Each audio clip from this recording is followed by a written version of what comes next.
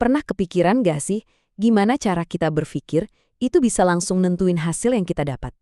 Nah, dalam pembahasan kali ini, kita akan bedah tuntas soal itu. Terutama dalam konteks keselamatan, lewat sebuah model yang disebut model sikap perilaku hasil. Oke, kita mulai dari sebuah fakta yang kayaknya kita semua setuju deh. Sebagian besar dari kita kan berangkat kerja bukan buat cari celaka ya. Tentu aja enggak. Enggak ada tuh yang pagi-pagi berharap, semoga hari ini saya kecelakaan.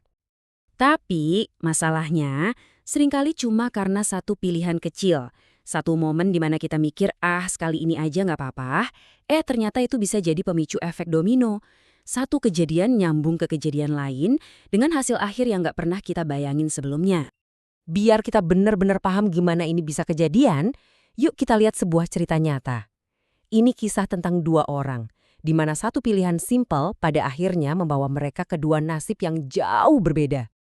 Dan semua ini berawal dari satu tindakan yang pada saat itu kelihatannya sepele banget. Jadi ceritanya ada Mark dan Sean. Mereka lagi ngerjain tugas rutin, sesuatu yang udah jadi makanan mereka sehari-hari. Aturannya juga jelas banget dan simple, wajib pakai sarung tangan pelindung. Titik. Nah, disinilah sikap atau cara berpikir mulai kelihatan perannya. Sean mutusin buat ngelepas sarung tangannya. Alasannya?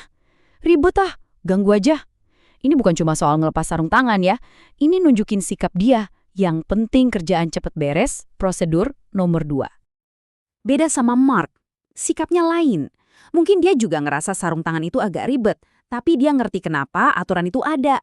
Cara berpikirnya lebih memprioritaskan selamat daripada nyaman sesaat. Walaupun Mark udah ngingetin, Sean tetap kekeh. Perilakunya, yaitu ngelepas sarung tangan, itu cerminan langsung dari sikapnya tadi. Dan keputusan inilah yang lahir dari cara berpikirnya itu, jadi titik penentu dari semua yang terjadi selanjutnya. Oke, sekarang kita lihat gimana perilaku tadi akhirnya membawa konsekuensi yang nggak pernah dibayangkan.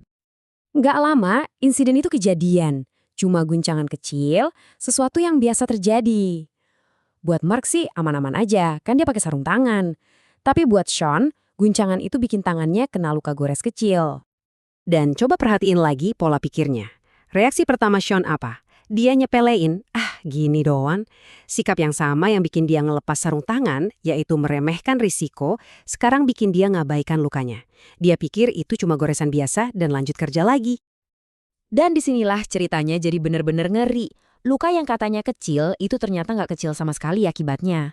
Dalam beberapa hari, lukanya infeksi. Infeksinya menyebar cepat jadi sepsis, sebuah kondisi yang bisa mengancam nyawa. Yang awalnya cuma goresan, sekarang jadi pertarungan hidup dan mati. Coba deh, bayangin sejenak, 2 bulan. 2 bulan gak bisa kerja, 2 bulan pemulihan yang pastinya sakit. Dan semua itu cuma gara-gara keputusan beberapa menit buat ngelepas sarung tangan demi kenyamanan doang. Hasilnya bener-bener gak sepadan. Oke, kita udah lihat apa yang terjadi. Sekarang pertanyaannya, kenapa bisa begitu?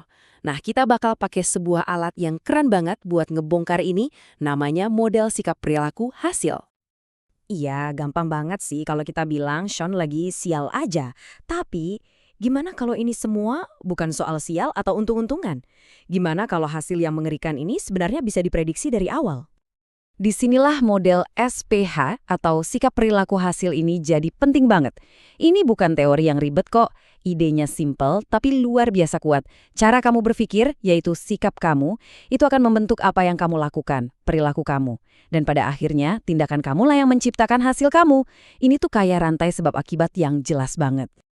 Jadi, alurnya gini, semua itu mulainya dari kepala kita, dari keyakinan dan asumsi kita. Itulah sikap. Misalnya, aturan keselamatan itu ribet, ini kemudian mendorong apa yang kita lakukan.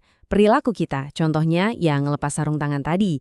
Dan akhirnya, tindakan itu mau nggak mau pasti akan ngasih hasil, entah itu baik atau buruk. Yuk, sekarang kita coba pasang model ini ke ceritanya Mark dan Sean, biar makin jelas bedanya. Nah, di sini kelihatan jelas banget kan, 2 jalur yang beda ini. Di sisi kiri ada Mark. Sikap dia yang proaktif soal keselamatan, gue nggak mau celaka, nuntun dia ke perilaku yang benar, pakai sarung tangan. Hasilnya, dia pulang dengan selamat.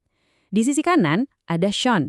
Sikapnya yang cari jalan pintas, yang penting gampang, nuntun dia ke perilaku beresiko. Hasilnya, bencana. Ini bukti nyata. Dua sikap yang beda menciptakan dua nasib yang sangat berbeda.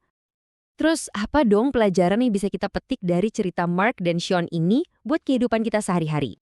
Poin paling pentingnya tuh ini, kita ini bukan korban keadaan atau nasib buruk. Kita punya kekuatan buat membentuk hasil kita sendiri. Kekuatannya tuh bukan dengan mengontrol semua kejadian di luar sana, tapi dengan mengontrol titik awalnya. Nah, ini dia intinya. Kalau kamu mau hasil yang lebih baik, lebih aman, lebih sukses, kamu nggak bisa cuma fokus ngubah perilaku sesekali. Kamu harus balik ke akarnya, cara kamu mikir. Dengan secara sadar ngebentuk sikap yang benar, perilaku yang aman, itu bakal ngikutin secara alami. Dan hasil yang kamu mau pun bakal tercapai. Oke, sebagai penutup, saya mau kasih satu pertanyaan buat kalian renungin. Coba pikirin deh tugas-tugas yang kalian kerjain setiap hari, entah di kantor atau di rumah. Apakah sikap kalian, keyakinan kalian yang paling dasar soal cara yang benar buat ngelakuin sesuatu, itu benar-benar sejalan dengan hasil yang kalian harapkan? Karena pada akhirnya, keselamatan kita itu dimulai dan diakhiri di dalam pikiran kita sendiri. Jawabannya ada di dalam diri kalian masing-masing.